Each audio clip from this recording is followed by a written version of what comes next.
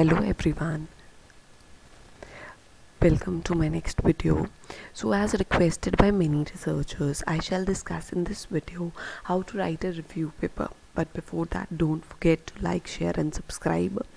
So as discussed in my previous videos, a review, as I said, always includes the objectives of the study. पहले लिखने आपने, फिर आपने database देना है कि आपने डेटा कहाँ से लिया है, फिर आपने रिसर्च मेथडोलॉजी लगानी है कि रिसर्च मेथडोलॉजी आपकी जो है वो कहाँ से आई है, एंड देन फाइनली आपने फाइंडिंग्स देनी है.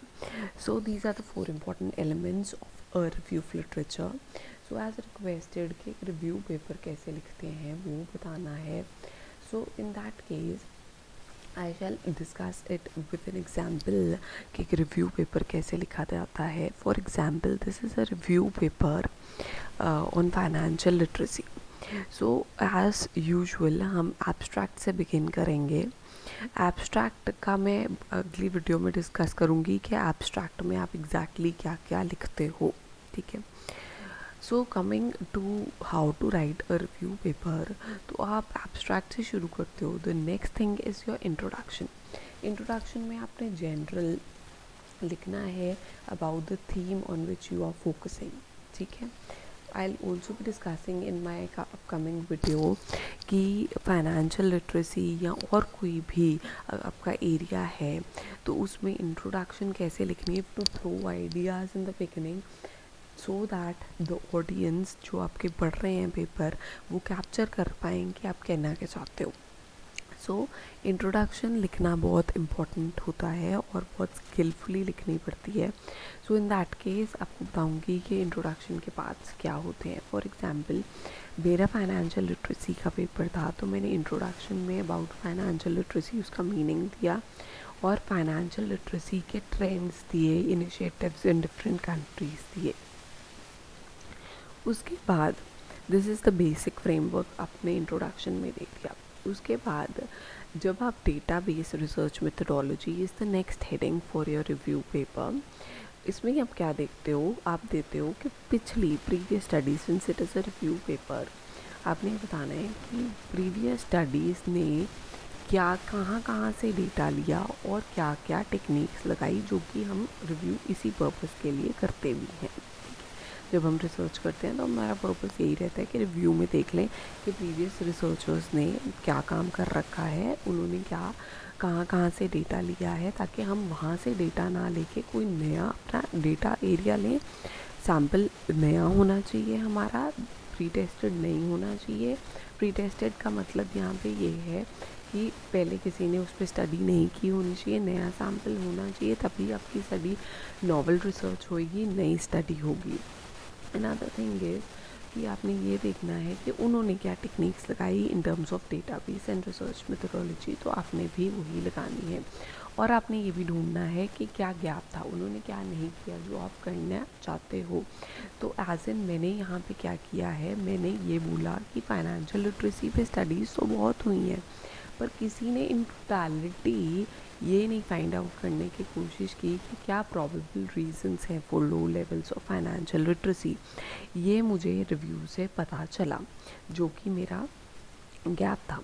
तो गैप हम फाइंड करने की कोशिश करते हैं रिव्यू में कि क्या हो चुका है और क्या नहीं हुआ. तो मैंने ये लिखा कि सब ने अपने अलग अलग रीजंस दिए हैं, किसी ने टोटलिटी में रीजंस नहीं दिए for low levels of financial literacy. तो फिर नेक्स्ट स्टेप पे मैं गई और मैंने उसको अपना ऑब्जेक्टिव बना लिया.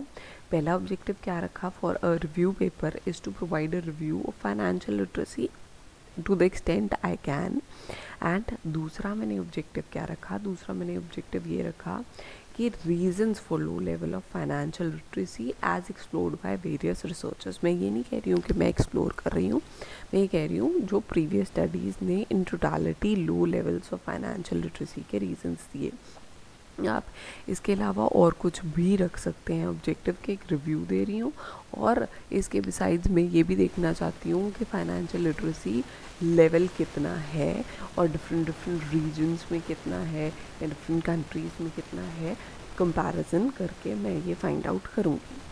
फिर क्या लिखना होता है उसके बाद आपने कहा कि मैंने रिव्यू किया, रिव्यू मैंने क्या किया, मैंने आर्टिकल्स उठाए फ्रॉम ऐसे different websites, SSRN, NBER, science direct, Google scholar है, एमरल्ड है आपका, so it can be वायले, it can be any of the journals कि मैंने ये सब आर्टिकल्स पढ़े, तो वो मैंने लिख दिया इसमें कि वो मेरा डेटाबेस हो गया, वहाँ से मैंने अपने आर्टिकल्स लिए। फिर मैंने जैसे आपको प्रीवियस अपने वीडियोस में बताया है कि रिव्यू लिखना कैसे है इन टैबुलर फॉर्म, सो मैंने वही author, country, sample respondents, methodology and findings लिया, ये मैंने टेबल बनाया। इससे क्या फ़ायदा हुआ, इससे ये फ़ायदा हुआ कि कहाँ कहाँ स्टडीज़ हुई, ज़्यादा स्टडीज़ कौन सी कंट्री में हुई है, तो मुझे इससे पता चला कि इंडियन कॉन्टेक्स्ट में स्टडीज़ कम हुई हैं। दूसरा क्या फ़ायदा हुआ कि मेरे को पता लग गया कि लोग कितने करिस्पॉन्डेंट्स लेते हैं, लोग मेथडोलॉजी क्या यूज़ करते हैं, एंड उनकी फाइंडिंग्स इन टोटालिटी क्या रहती हैं, जो कि मेरा रिव्यू का पर्पस रहता है कि मुझे पता लगे कि कितने सैम्पल लिया, क्या डेटाबेस रहा और क्या फाइंडिंग्स आए, और मैं अब कौन सा एरिया एक्सप्लोर कर सकती हूँ और प्रॉबेबली मेरे फाइंडिंग्स क्या आने चाहिए।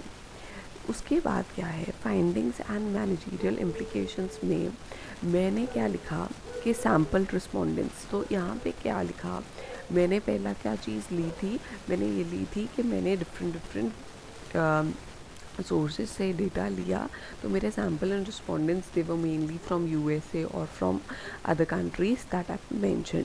मैंने सारा डेटा नहीं लिया, जितने मेरे आर्टिकल्स ले सकती थी उससे मेरे को आइडिया लग जाएगा कि ज़्यादा स्टडीज़ कौन सी कंट्री में हुई हैं। फिर मैंने कहा कि लोगों ने वेब सर्वेज यूज़ किए हैं, लोगों ने house hold surveys, in depth interviews use किए हैं फॉर सर्विंग दिस टॉपिक, ठीक है, तो वो मैं ले सकती हूँ। फिर मैंने क्या बताया, थर्ड सेक्शन वॉज कि मेरे सैम्पल रिस्पोंडेंट्स जो हैं उनको एनालाइज़ किया, तो उनको एनालाइज कौन सी टेक्निक्स यूज़ करके किया, तो वो descriptive statistics, chi-square, ANOVA, logistic, ये सब लोगों ने यूज़ कर रखा था। ये मैंने एक लाइन में लिख दिया कि प्रीवियस रिसर्चर्स ने ये एनालिटिकल टेक्निक्स यूज़ की हैं, ठीक है। इससे मेरे को ये फ़ायदा हो रहा है कि मेरे को पता भी चली जा रहा है, साथ साथ में ये देखो मैंने सारे लिख दिए कि कौन कौन सी टेक्निक्स यूज़ हुई हैं टू एनालाइज फाइनेंशियल लिटरेसी। इससे मुझे फ़ायदा ये हुआ, मुझे पता लग गया कि टेक्निक्स क्या क्या लग सकती हैं मेरे डेटा पे। फिर मैंने ये लिखा कि मेनली क्या लिए हैं, 140 टू 7500 रिस्पोंडेंट्स लिए हैं प्रीवियस रिसर्चर्स ने, तो मेरी डेटा रेंज भी इसके बीच बीच में ही रहेगी एंड डिफरेंट कंट्रीज ली। उसके बाद मैंने डेटाबेस एंड रिसर्च मेथोडोलॉजी में significant findings in previous research दिया। वो कैसे दिया, फॉर एग्ज़ाम्पल मैंने देखा कि एक ऑथर का क्या व्यू पॉइंट है, तो वो व्यू पॉइंट को मैंने क्लब कर दिया, सारे ऑथर्स जिन्होंने सेम व्यू पॉइंट दिया मैंने उन सब के थॉट्स को क्लब कर दिया। मैंने कहा कि विभिन्न में फाइनेंशियल लिटरेसी कम है, क्यों है, जेंडर बायसनेस है, या उनको नहीं इतना अपॉर्चुनिटी दी जाती। So these are the reasons जो कि डिफरेंट ऑथर्स ने कोट किए, और मैंने उनके reasons with the names club करके अपनी फाइंडिंग्स लिख दी।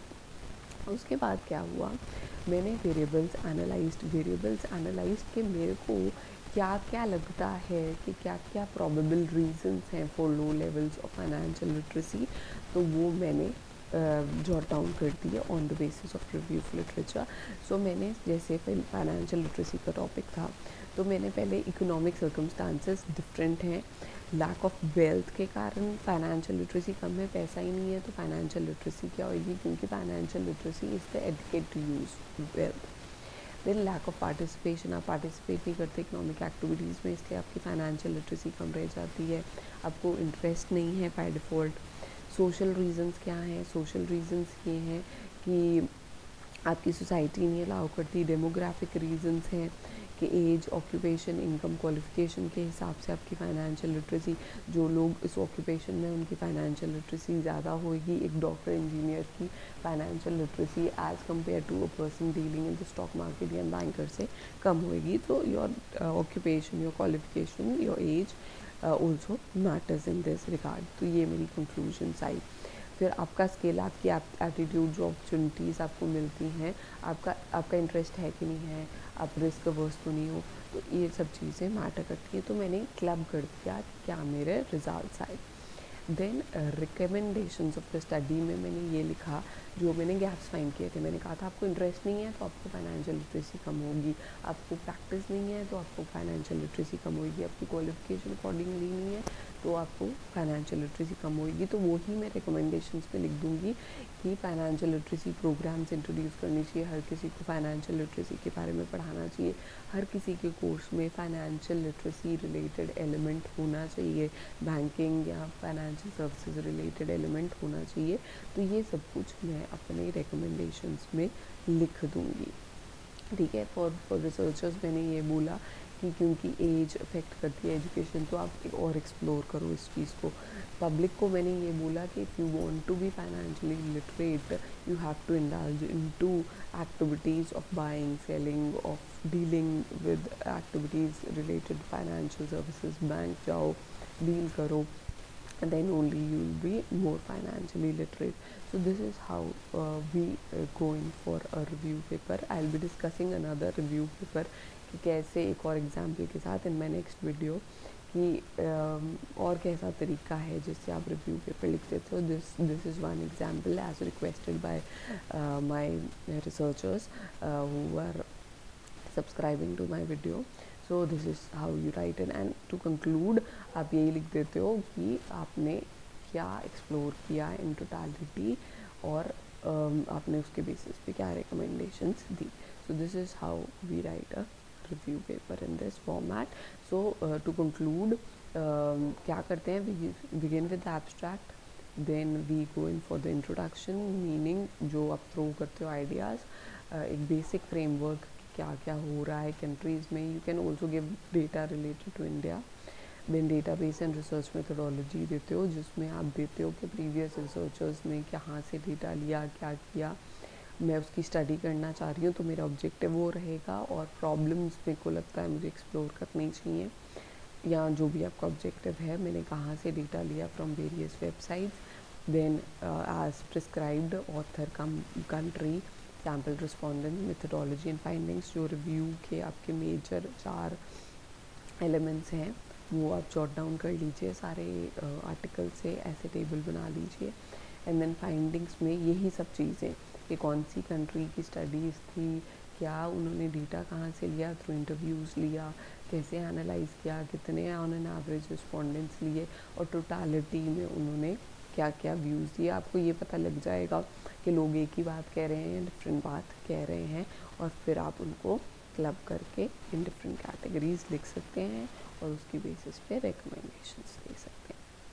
So guys, this is all for my video, and you can ask questions and queries, and see you with the next video, which will be covering another way of writing a review article.